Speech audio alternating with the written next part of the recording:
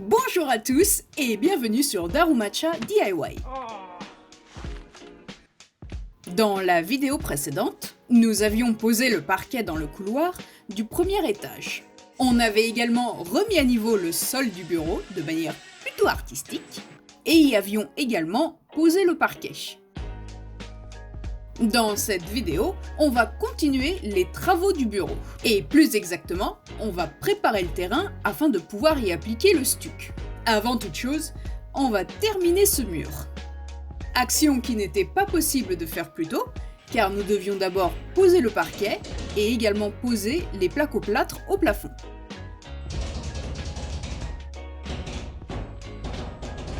La porte va venir se poser de ce côté-ci. On va y installer le cadre de porte de la taille que l'on souhaite, afin de pouvoir fermer le reste.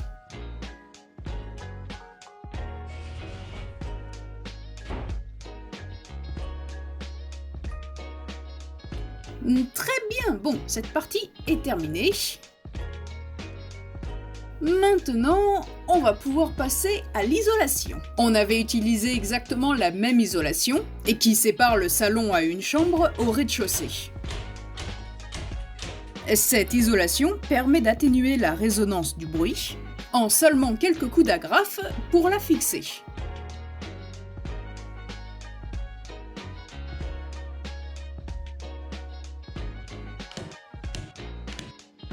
Plutôt simple, n'est-ce pas ? Afin d'obtenir la taille souhaitée, il nous suffit tout simplement de couper et d'utiliser un ruban adhésif bien spécifique pour fermer le paquet. Et si vous ne voulez pas terminer dans ce mur comme cet isola, non, une petite seconde, c'est un petit peu trop méchant ça. En tout cas, abonnez-vous.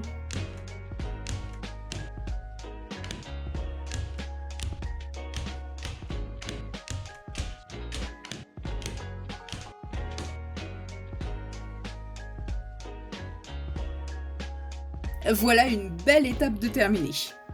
Maintenant, on peut recouvrir tout ça avec du plaque-au-plâtre.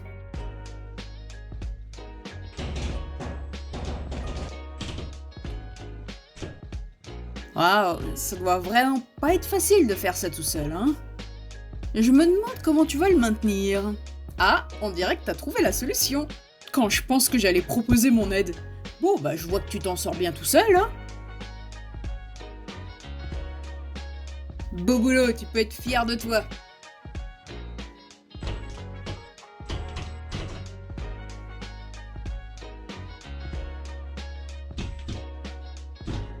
On utilise souvent le laser qui nous indique où visser, afin que ce soit bien droit.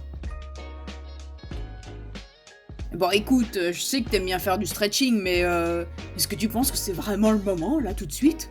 Bon allez, je crois qu'il est temps que je te file un petit coup de main.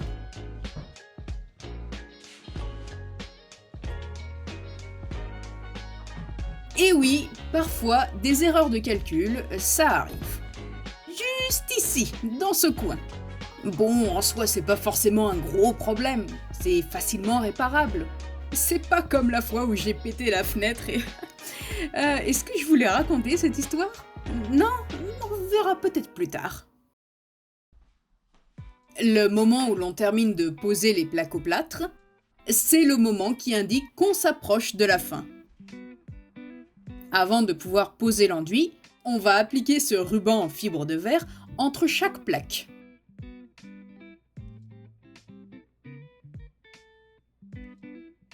Maintenant, on s'occupe de préparer l'enduit, ce qui ne va pas aller uniquement entre chaque plaque, mais également entre les panneaux en bois de ce mur foncé.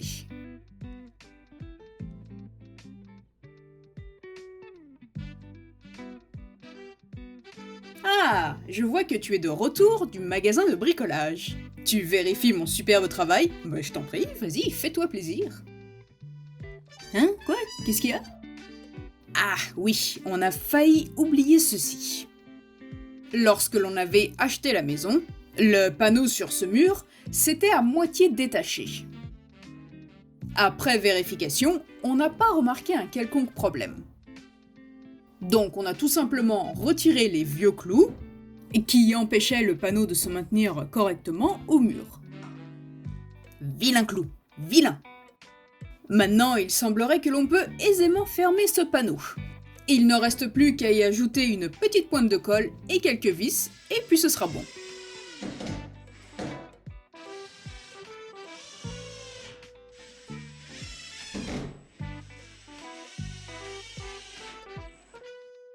À la base, ceci était la porte d'entrée de la deuxième chambre qui se situe à l'étage, que l'on a terminé de rénover.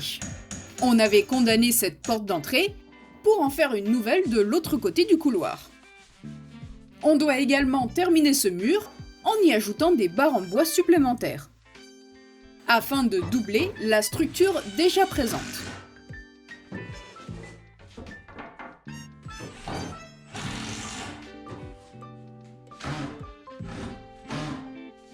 Ah, le travail d'équipe, ça fait du bien parfois. Lorsqu'on a monté ce mur ici, on y a déposé cette isolation de couleur bleue que vous voyez, et qui peut être aussi appelée styromousse, c'est tout simplement du polystyrène.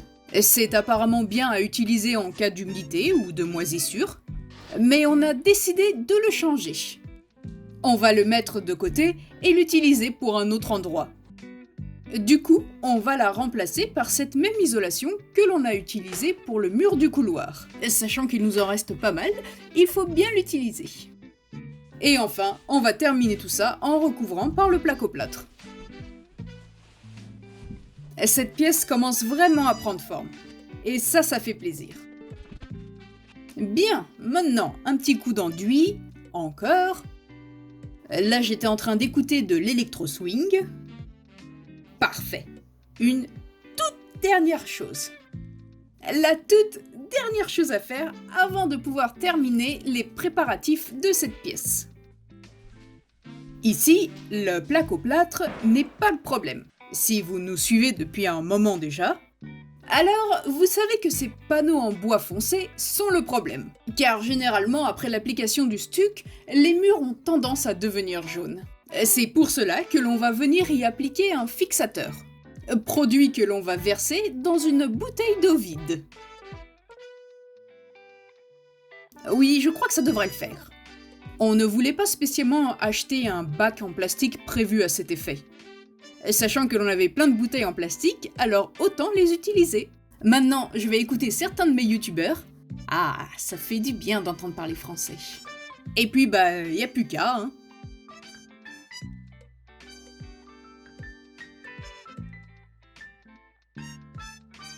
Comme vous pouvez le constater, ici c'est avec le fixateur, et de ce côté-ci, sans.